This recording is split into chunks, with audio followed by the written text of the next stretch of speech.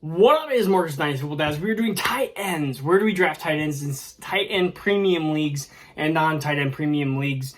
We start off with Mr. Kyle Pitts. Right now, he's being drafted at the 12 position. And Kyle Pitts is a very unique case. If you knew you had Travis Kelce, the number 12 spot is a good spot for Kyle Pitts to be in.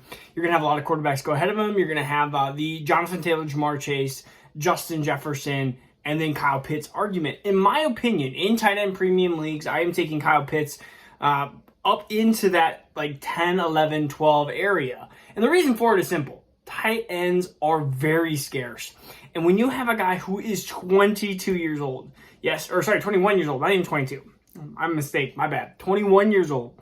He is 6'6", 246 pounds, scored one touchdown, and still was sixth in scoring. You're talking about a guy who has potentially a ceiling of being a tight end number one overall for potentially the next 10 years. He has that talent. I told you last year that he has the best film I have ever seen when it comes to a tight end, and that's even better than Travis Kelce and better than Zach Ertz and Noah Fant and TJ Hawkinson. Like, they all have no match to Mr. Kyle Pitts. And so that, I think, is not necessarily the hard case. It's when we start getting into these next tiers. Mark Andrews, 21. That is a really, really tough position. I am probably going to be skipping out on Mark Andrews. And it's not because Mark Andrews isn't going to perform. He's 26, so you're talking about 4.5 years older than Kyle Pitts. I do think that you're going to have another 4 years of Mark Andrews succeeding in a positional scarcity type position here. And so Mark Andrews is my number 2 tight end, but I just can't have him that high. At 21, I am more than likely taking that stud running back, or again, taking a stud quarterback in Superflex and just passing over this tight end position.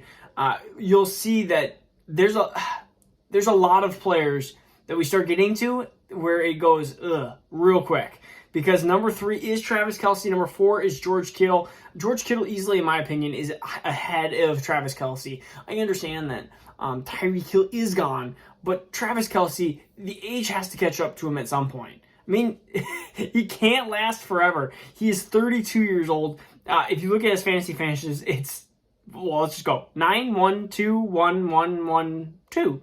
So Mark Andrews beat him out last year. No Tyreek Hill, still has Patrick Mahomes. I'm still going to have George Kittle ahead of him, purely for the fact that George Kittle, 4 years younger, you're going to have potentially a longer longevity. You're going to have more longevity out of George Kittle. They're number 39 and 40, which is an okay spot. I'm okay taking a tight end into that 4th round, especially if his name is George Kittle. Not if it's Travis Kelce, unless I'm in the late 4th. I mean, it does matter because then I can have that early 5th round pick, which is going to matter when it comes to these startups. I just cannot take Travis Kelce, even though he's going to be a stud here probably for the next year. We talked about there's still that 32 years old, that haunted number is still ahead of him here.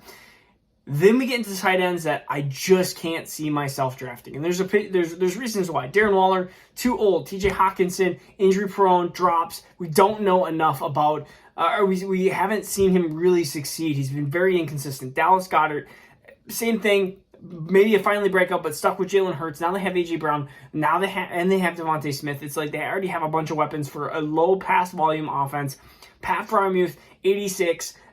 He doesn't have Big Ben and his noodle arm to keep dropping it down to him. I know Pat Freiermuth is a touchdown monster, but that's the problem, is he was a touchdown monster. And if you look at his yards, 497 yards. It seemed like he had a ton more yards, but it was 7 touchdowns that really kind of had him be a high-end tight end too. And we were talking about picks 55 to really picks 86. And so I start seeing into this Dalton Schultz, Dawson Knox, Noah Fant, Mike Gesicki, which is this 93 to 110 range. And that's a range where I'm okay taking one of these tight ends. Again, I think Schultz, Knox, and Fant and Gesicki all have low-end tight end 1. Oh, the wind must have shut my door. I was like, that was a little scary. I was like, who just shut the door? No one's here. Do I have a ghost in my house? But Schultz, Knox, Fant, and Gesicki, I'm okay with really any of these players. And if you're talking about 3, 4, 5, 6, 7, 8, 9, 10, you're talking about tight end 10 to tight end like 14, you're probably going to get your equal money value back here in value. And I'm, again, taking these quarterbacks. I'll take a tight end if it falls. George Kittle was in one of my mocks that 4th round. I took him because I did see the value there in that 4th round for George Kittle. If Mark Andrews drops to the high 3rd round, I'm going to take him.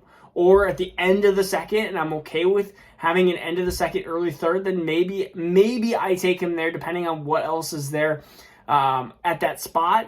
But this Darren Waller, TJ Hawkinson, Dallas Goedert, Pat Freiermuth section from 55 to 86, I'm just kind of avoiding these tight ends. I think they're a little bit overvalued. TJ Hawkinson probably is the one that if I was told you have to pick one, I would pick him. But again, the confidence is just not there in some of these tight ends. And I'll take, again, Schultz, Knox, and Fant and Gesicki. And if, let's just say, worse comes to worse, I don't get to have any of those tight ends. Zach Ertz at 151, always an option. Irv Smith at 152, I think is going to have a really good bounce back season if he stays healthy, which is, again, the key. He's got to stay healthy.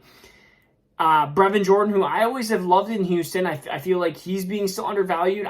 These are, again, guys more that I would rather have as my tight end 2. If I draft a tight end 1 late, I'm going to be drafting a Brevin Jordan, an Albert O, an Irv Smith, a Zach Ertz, probably very, very quickly after that, within a couple of rounds after drafting Gesicki and Fant, maybe 3-4 rounds after. And I'm not